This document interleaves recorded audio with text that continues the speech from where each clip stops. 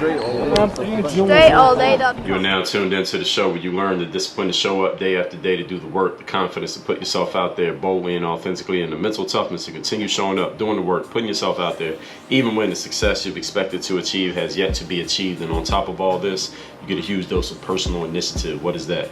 That is the go-getter energy that moves anyone, including yourself, to go and make things happen instead of waiting for things to happen. And then we put all this together into a series of frameworks, approaches, insights, strategies, and techniques, all underneath the umbrella of one unifying philosophy that we call work on your game. My name is Dre Baldwin, also known as Dre All Day, and welcome to the show. And today's topic is just don't be incompetent. Do not be incompetent. Incompetency is not allowed. Before we get into where and why this topic exists, first of all, let me tell you, I have a daily motivation text I send out free of charge to everyone who's in my text community. This message is guaranteed to keep you focused, sharp, and on point. If you would like to receive that message every single day, straight to your phone, all you had to do is text me at my number, which is 305-384-6894, and every day when I send that message out, you shall receive it. Secondly, my next live event, Work on Your Game Live, taking place February 3rd and 4th here in Miami. If you have not yet gotten your ticket yet, if you haven't yet gotten your ticket, go to workonyourgame.live. This event, we're going to be covering mindset, strategy, systems, and execution over the course of 2 full days. Get all your questions answered. You will walk out of that room with a full game plan for what you're going to do next moving forward for your personal and professional advancement. And third, if you want to work with me directly, you get access to all of my courses and training materials. Go to workonyourgameuniversity.com. You'll see all your options for doing that. There's only 2 options. You can get access to all the courses and you can do it on your own at your own pace, or you can work with me directly inside of my coaching program. That's at workonyourgameuniversity.com. All that said, getting into the topic, I'll tell you where this came from. This actually was something that happened at my building because the way that things work in like condominium buildings here, at least in South Florida and probably in other places as well, is that when we have outgoing mail, that means mail that, not mail that you received, but mail that needs to be shipped out. The good thing about these places is that we usually have these big mail rooms where, and also we have people who work like concierge and front desk people, where you can leave your outgoing mail at the mail room, and then when the mail people come, like UPS or DHL or Amazon or United States Postal Service, they will take your mail out. So you don't actually have to go to the post office and drop your stuff off. You just leave it at the building, and the building will make sure that your stuff gets taken out.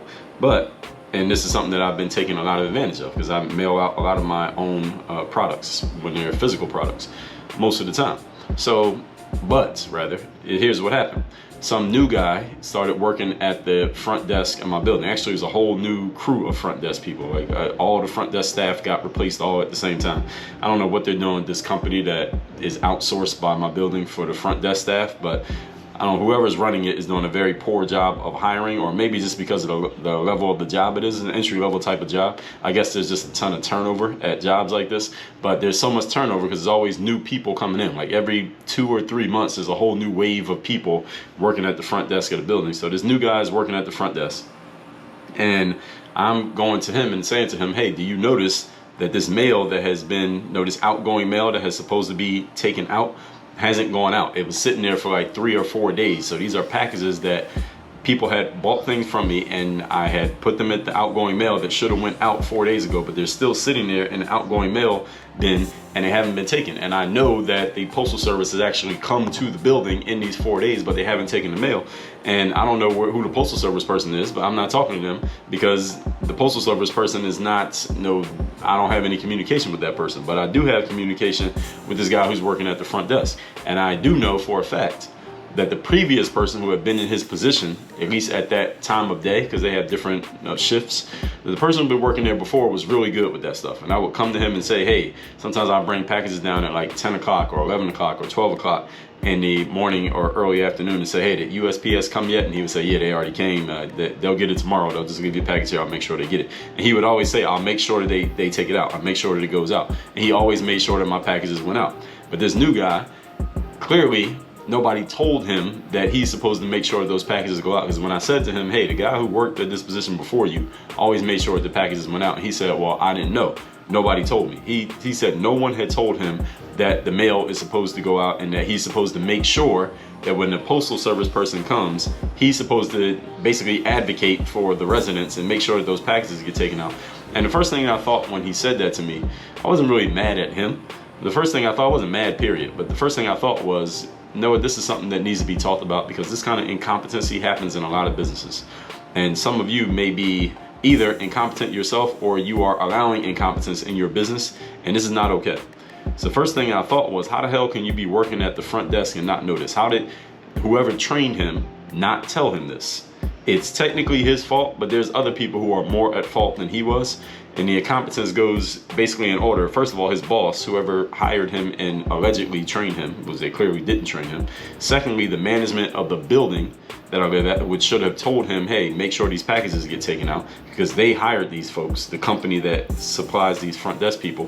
Third, it was on him, because he should have known, what his job was, even though nobody told him. And fourth, on a USPS worker, who I don't know who that is, and they're random people who are clearly not doing their job if they're not taking the outgoing mail that's supposed to go out. I mean, it's literally their job is to take the mail and deliver the mail. So let's get into it here today. The topic again is just don't be incompetent. Point number one, there is so much incompetence in the business world today that you can get far ahead of 98% of your competition by just not being incompetent. If you can just be competent, just be okay. If you could just be okay, you will be ahead of 98% of your competition. Why? Because there are so many incompetent people out there these days that it's ridiculous. Many people are what I call, and you walk into businesses these days, especially businesses that have a lot of, where you're interfacing with a lot of entry-level staff members. And this is like, you'll see this a lot in retail, like this example that I just gave here of people working the front desk at my building. You go into a mall or something like that, local convenience stores, grocery stores, these kind of gigs, you're going to deal with a lot of these people who are working entry-level jobs. And when you deal with people at entry-level jobs, what you get is a bunch of what I call paycheck recipients, or you call them clock in and clock outers. And even if you don't know what those phrases mean, you never heard them before, you pretty much can get it, right? Paycheck recipient is a person who's just there to get their paycheck, and they're going to do the bare minimum to get it. They are kind of like quiet quitting, but they're not quiet quitting on purpose. This is just what they're doing. I talked about quiet quitting in episode number 2381. It tells you quiet quitting is for losers. And also in businesses, especially when you have entry-level workers and you have management who doesn't know what they're doing, you're going to get a whole lot of clock in and clock out folks. What does that mean? That's a person who comes to work, they clock in when they're supposed to, do basically the minimum that they're told to do, and when it's time for them to leave, they clock out and they get the hell out of there as quickly as possible. You get a lot of these folks in business, period. Doesn't matter what level that they're at or how much money that they're making. This is just, you get a lot of this mediocrity in life. A lot of this, and mediocrity usually goes hand in hand with incompetency. And you may be able to, again, you can surmise what these things mean even without me explaining the labels. These are people who come to work, clock in, do what they're assigned to do, and when it's time to leave, they go home. And these are people who eventually quietly quit. They quiet quit without actually calling it quiet quitting. All right, and I told you about that, again, episode 2381. Now, these clock in, clock out folks are a little bit different, because a lot of times they're not doing it on purpose. They're not trying to be mediocre. They're not trying to not give effort. They're not trying to be jerks about how they're doing their work. They're doing it because they simply don't know any better. Or they don't know that they could actually go to a higher level. They don't know that they could do their job better than how they're doing it. They're doing it because this is all they know. The result is still the same. We still end up in the same place with this incompetency as a result. But I give these folks at least I give them a tiny amount of grace, simply because they don't have the intention of underperforming. Now, if somebody's underperforming on purpose, I give them no grace. But if somebody's underperforming simply because nobody has taught them to overperform, then I give them a little bit of grace, because there may be some possibility we could salvage this individual. They just don't know how to do anything other than be an underperformer, because this is the only thing they've ever been taught. It's the only thing they've ever been, only thing that's ever been demonstrated to them. It's the only thing that's ever been shown to them. They were trained to be an underperformer. Oh, and by the way, I want you to understand that this is not limited to just the staff in the company. It's not limited to the rank and file folks in the company. Sometimes the managers are incompetent. Sometimes the managers are clock in, clock out people. Sometimes the owners are quiet quitting individuals. This absolutely does happen. And all of you go to, especially like local businesses, you'll see a lot of business owners who have basically quietly quit on their business. They're still there, but they're like dead men walking and dead women walking in their own businesses. You'll see managers working at companies, especially in big corporations. You'll see a lot of managers who basically have been promoted up to their level of incompetency. They kept getting promoted till they got to a level where they were incompetent, and they pretty much stay there because it's much harder to fire people in the corporate world than it is in the mom and pop side of things. So this is not limited to just the rank and file entry level folks. There's managers and owners out there who are just as incompetent as the rank and file workers. So any of you ever been inside a business where you could feel like everybody who worked there had pretty much given up on trying to improve and move forward? They were just there to be there. They were just there to collect the check. Of course, all of you have seen that. Some of you might even work at companies like this. I might be talking about some of you right now.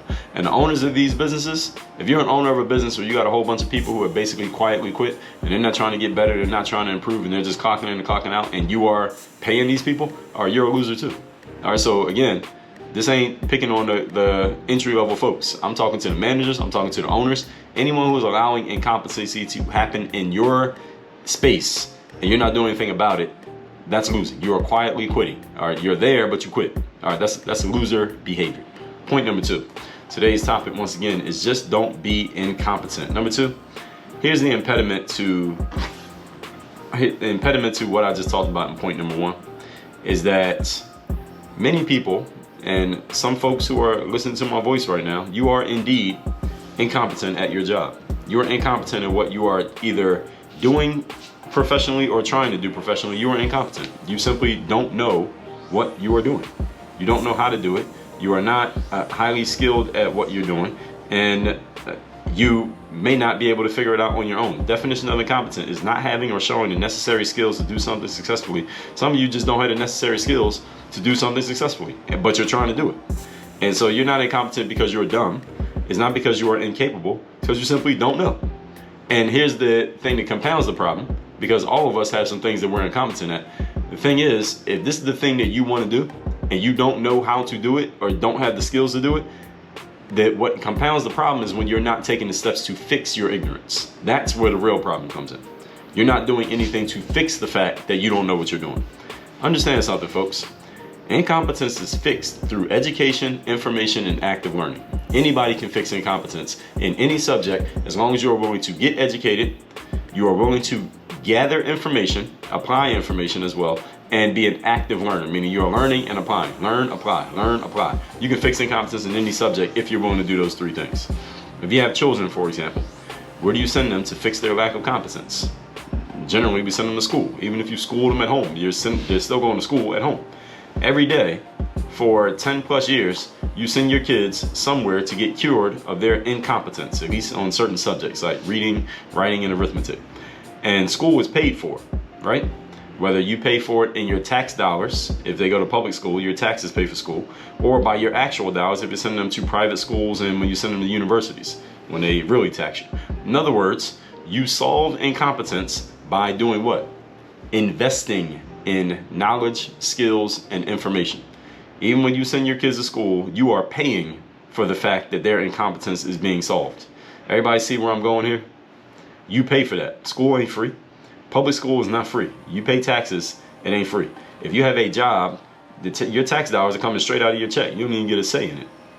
All right, and if you don't have a job, you run a business, or you get a bill every year from the IRS, so you're paying for that. That ain't free.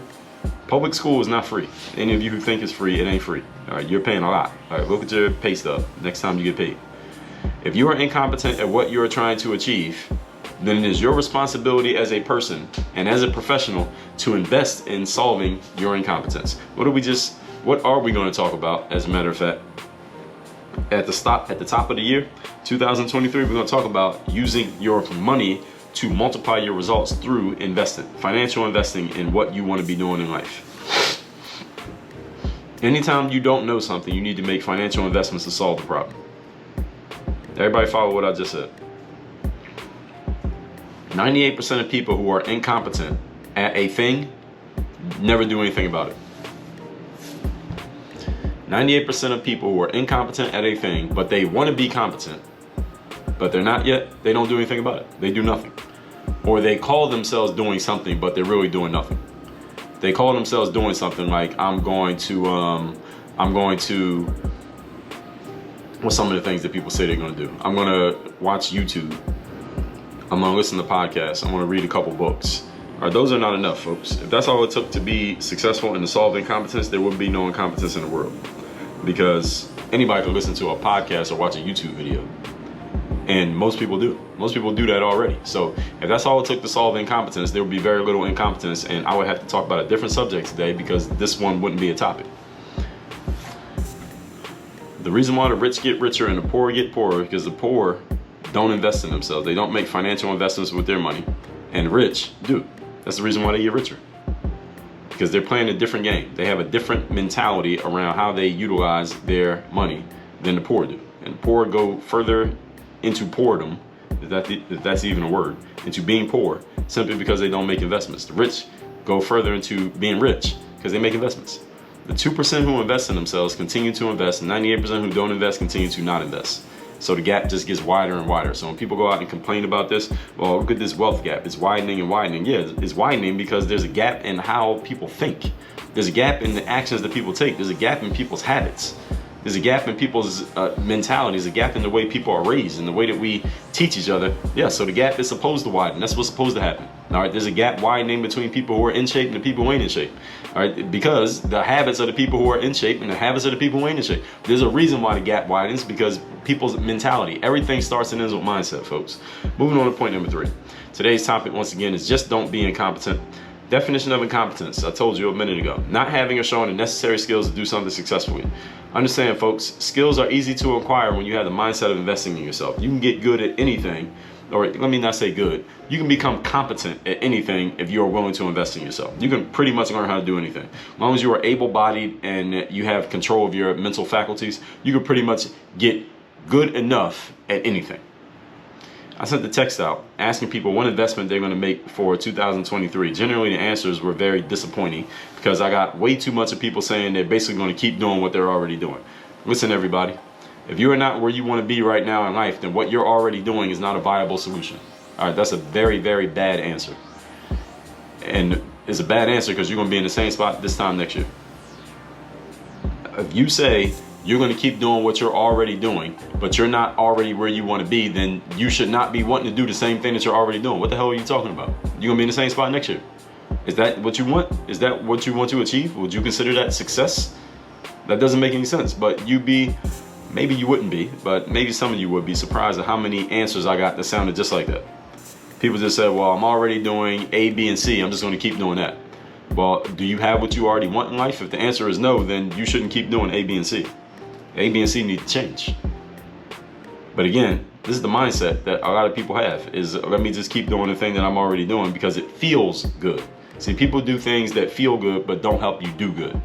Things that are going to help you do good, everybody, are usually going to force you out of your comfort zone. They're going to force you to do some things that are uncomfortable for you, things that are not convenient, things that you don't normally do, things that you may not even want to do, things that you have never thought of doing. But guess what? If you want to get different results, you got to do different things. Everybody knows this, right? If I started to say that sentence in front of an audience of people, most of the audience could finish my sentence for me. And this is the challenge that we have these days with the information, all the information that we all have access to, is that everybody knows all the cliches about creating success, yet they are not actually enacting any of the cliches.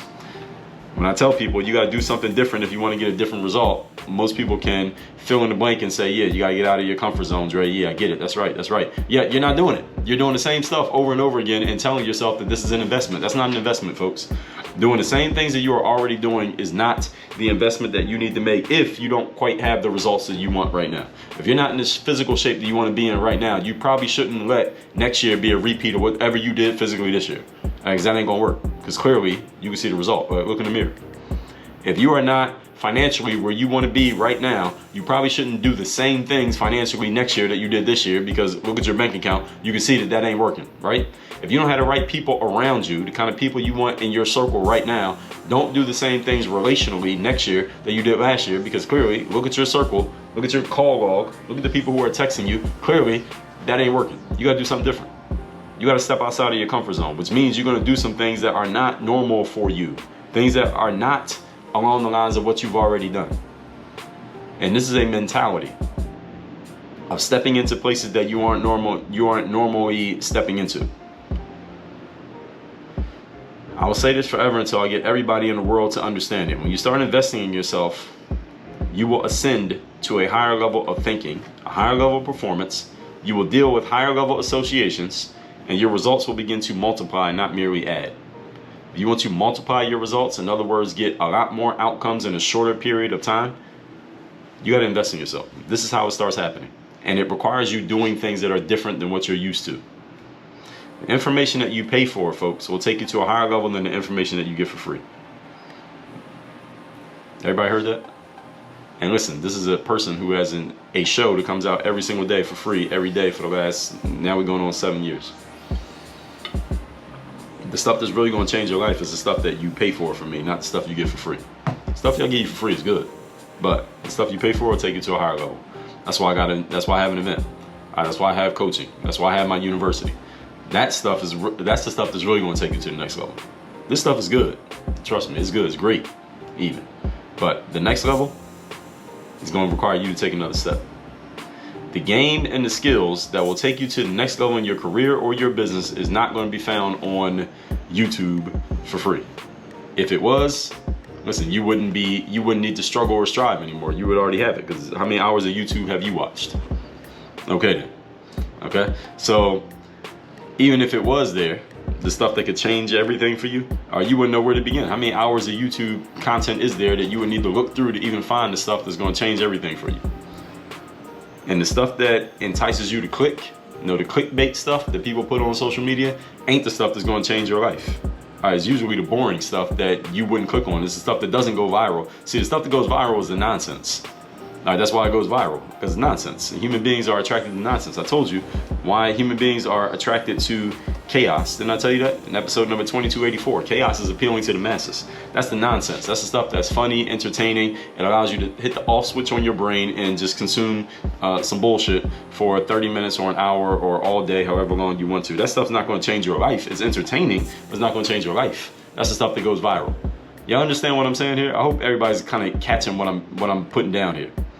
What I'm throwing at you, catching what I'm throwing at you is a better way of saying it, is that the nonsense is the stuff that gets the most clicks and the most entertainment, or it gets the most views, the most likes, and all that stuff is the nonsense. Look on Instagram.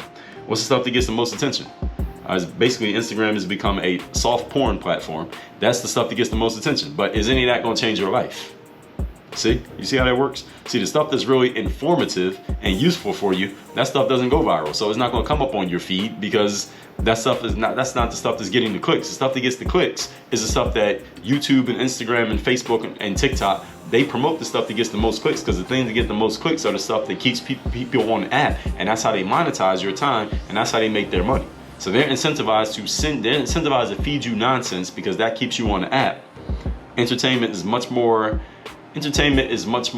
sticky than information. If I want to keep your attention, I'm going to entertain you. If I want you to think, then I'm going to give you information. But making you think is not going to keep you around as long as entertaining you. This is just simple human nature. So the stuff that's really going to change your life is the stuff you have to be conscious and intentional about, and you really got to turn your brain on, and most people don't want to do that. All right, this is why entertainment is what it is. Anyway, all that said, let's recap today's class, which is just don't be incompetent. There was some people at the front desk, new staff, couple people working at the front desk in my building who clearly were not trained the proper way, or simply didn't have the wherewithal to understand that you got to make sure that the post office is actually taking the outgoing mail, whereas the previous people understood this. But hey, you get what you pay for. Just pretty much, let's put it that way. Point number one, there's so much incompetence in the business world these days, in the professional world, that you can get ahead of 98% of your competition just by not being incompetent.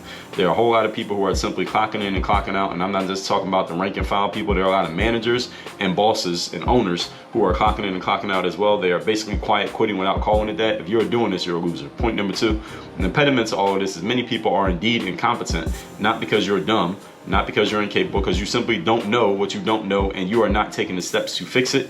Incompetence is fixed through education. You send your kids to school every day. School ain't free. So if you want to fix your incompetence, it ain't going to be free. You got to put some investment into what you want to do. This is why the rich get richer and the poor get poorer. The rich look for ways to invest in themselves and make themselves better, whereas the poor look for ways to hold on to their money and try to do everything on the cheap and on the free. But the thing is, the things that are cheap and free are usually garbage. That's why they're cheap and free. Like McDonald's and candy and potato chips. Will those help you get in shape? Point number 3.